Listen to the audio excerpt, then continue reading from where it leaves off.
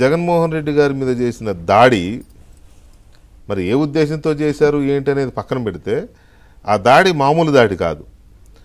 తెలుగుదేశం పార్టీకి ఆంధ్రప్రదేశ్లో ఒక అస్త్రం లాంటిది. రేవంత్ రెడ్డి గారు ఒక ముఖ్యమంత్రి హోదాలో చేసిన దాడి ఎందుకు చేశాడు అనుకుంటున్నారు సార్? ఇప్పుడు ముందరగా అయితే మీకు ప్యానెల్లో ఉన్నటువంటి పెద్దలకి ప్రేక్షకులకి అందరికీ నా నమస్కారాలు సార్. అయితే ఆ డిస్కషన్లోకి వచ్చే ముందర ఒక్క చిన్న మాట చెప్తాను సార్. తెలంగాణ ఆంధ్రప్రదేశ్ విడిపోయినప్పుడు, తెలంగాణ ఫార్మేషన్ జరిగినప్పుడు, ఉమ్మడి ఆంధ్రప్రదేశ్ని తెలంగాణ ఆంధ్రప్రదేశ్గా విభజించినప్పుడు 2 తెలుగు రాష్ట్రాలు అన్నదమ్ముల్లాగా విడిపోయాం. ఏ విధమైనటువంటి ఇబ్బందులు లేకుండా కలిసి ఉందాం, బాగుపడదాం, ప్రగతి పదంలోకి ముందరికెళ్దాం అనే మాట ఆ రోజు నుంచి ఈ రోజు వరకు తెలుగుదేశం పార్టీ తీసుకుందండి. మేము ఎక్కడా డివైడ్ అవ్వలేదు. మేము ఎక్కడా కూడా దానికి సంబంధించినటువంటి డివిజన్ ఎక్కడా మా పార్టీలో లేదట. తెలుగుదేశం పార్టీ తెలంగాణ విభాగమైన మాది, ఆంధ్రప్రదేశ్ తెలుగు జాతి ఒకటే అనేది మేము. అయితే ఇప్పుడు సరే, కొన్ని ఇష్యూస్ మీద డెఫినెట్గా రేవంత్ రెడ్డి గారితో కూడా నేను డిఫర్ అవుతాను. కానీ ఈ ఇష్యూలో మాత్రం ఒక తెలుగువాడిగా తెలుగు ప్రజలందరి కోరిక ఇవాళ రోజున ఏంటి అని అంటే 2 తెలుగు రాష్ట్రాలు బాగుండాలి సార్. తెలుగు ప్రజలందరి కోరిక అదే. 10 ఏళ్ళ నుంచి మా కోరిక ఇదే. ఇప్పుడు ఆంధ్రప్రదేశ్లో ఇష్యూస్ అయినా ఎందుకు మాట్లాడతాం మేము, లేదా తెలంగాణలో ఇష్యూస్ అయినా కూడా ఎందుకు మాట్లాడతారు? ఇది వాస్తవం కదా. తెలుగు రాష్ట్ర ప్రజలుగా ఖచ్చితంగా 2 తెలుగు రాష్ట్రాలు బాగుండాలని కోరుకుంటాం. వాస్తవమే కదా. 5 సంవత్సరాలుగా ఆంధ్రప్రదేశ్ రాష్ట్రం నష్టపోయింది, వాస్తవమా కాదా? 5 సంవత్సరాలుగా అక్కడ ఒక నియంత పాలించాడు అనేటువంటిది వాస్తవమా కాదా? సో అలాంటి వాస్తవాన్ని ఇవాళ రోజున పక్క రాష్ట్ర ముఖ్యమంత్రిగా తన ముందర వచ్చినటువంటి ఒక ఇష్యూని తను ఇవాళ రోజున కోట్ చేశారు.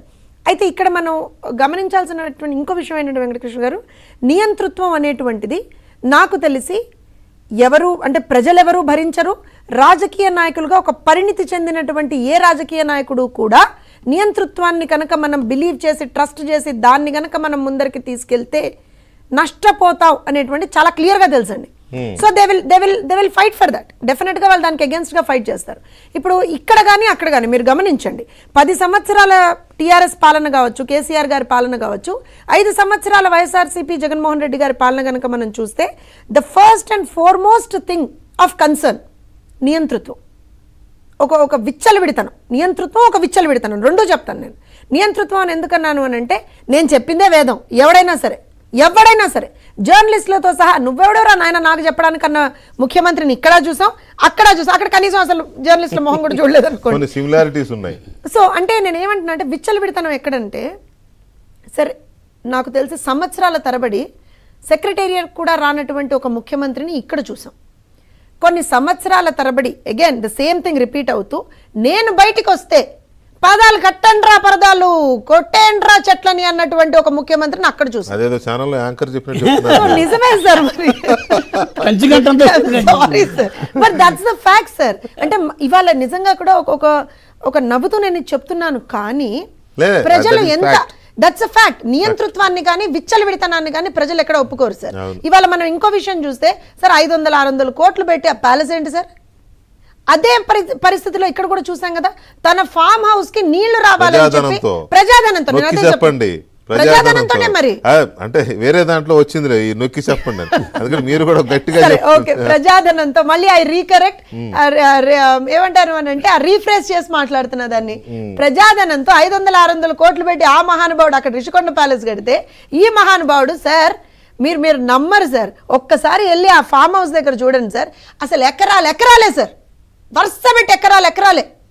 లిటరల్గా ఒక దారి ఇవ్వడానికి ఎకరాలని ప్రజల నుంచి, సాధారణ ఫార్మర్స్ నుంచి ఏ రకంగా ఎకరాలు తీసేసుకున్నాడు అంటే విచ్చలవిడితనం అంటున్నాను, భయం లేనితనం. ప్రజలంటే కాళేశ్వరం ప్రాజెక్ట్ దానికోసమే పెట్టాడని వాస్తవం సార్. అంటే ఇప్పుడు నేను ఏమంటానంటే, వాస్తవం ఎందుకు అనాల్సి వస్తుంది అంటే, there is no clarity, there is no transparency from the government. ఇవాళ మేము ఆ రోజున ఏం మాట్లాడినా సార్, 5.5-6 సంవత్సరాల పాటు తెలంగాణ రాష్ట్రంలో కనీసం మహిళా కమిషన్ లేకపోతే ఆ మహానుభావుడు ఒక మాట మాట్లాడలేదండి. టీఆర్ఎస్ వాళ్ళు ఇవాళ ప్యానెల్లో లేరు కాబట్టి నేను I cannot talk to them directly, కానీ మాట ఇది కనీసం ఒక మాట మాట్లాడలేదు సార్. కనీసం మొదటి 5 సంవత్సరాలు ఒక మహిళా మంత్రిని కూడా పెట్టలేదు అని చెప్పి ఒక మాట మాట్లాడలేనటువంటి పరిస్థితి. ప్రజలు ఎవరు మాట్లాడినా, ప్రతిపక్షాల్లో ఎవరున్నా సరే, అటు జర్నలిస్టులు కావచ్చు, మేధావులు కావచ్చు, ప్రజా సంఘాల నాయకులు కావచ్చు, మహిళా సంఘాల నాయకులు కావచ్చు, ప్రతి ఒక్కళ్ళ మీద ముప్పేట దాడి చేయించింది ఇక్కడ ఉన్నటువంటి ప్రభుత్వం గత 10 సంవత్సరాలు. అదే ముప్పేట దాడి అక్కడ మహిళా సంఘాలు కావచ్చు, ప్రజా సంఘాలు కావచ్చు, ప్రతిపక్షాలు కావచ్చు, ప్రతి ఒక్కళ్ళ మీద ముప్పేట దాడి మీడియా హౌసెస్ తో పాటుగా Same ముప్పేట replica. దాడి అక్కడ Replica. అయితే ఇప్పుడు రెప్లికా అని మీరు అన్నారు కాబట్టి ఒక చిన్న submission sir. I hope I'm not crossing the point, but ఒక చిన్న సబ్మిషన్ సార్. అక్కడ ఒక పాయింట్ చూసాను సార్, ప్రతిపక్ష హోదా కూడా లేదు సార్ ఆ మహానుభావుడికి. సో అదే రెప్లికా ఇక్కడ కూడా అవుతుందేమో, ఈ మహానుభావుడికి కూడా కనీసం ప్రతిపక్ష హోదా ఉండదేమో అని నాకు అనిపిస్తుంది. అంటే అవును, ఇప్పుడు గత 5 ఏళ్లలో ఆయన కాంగ్రెస్ పార్టీకి లేకుండా చేశారు కదా సార్, కేసీఆర్ సార్, గారు. what you- what- KCR what గారు మీరు లేకుండా ఏవైతే రేవంత్ రెడ్డి గారు అన్న అనుకుంటారో- మాట కూడా సార్. ఏమన్నారు, కరెక్ట్గా అదే మాట అన్నారు.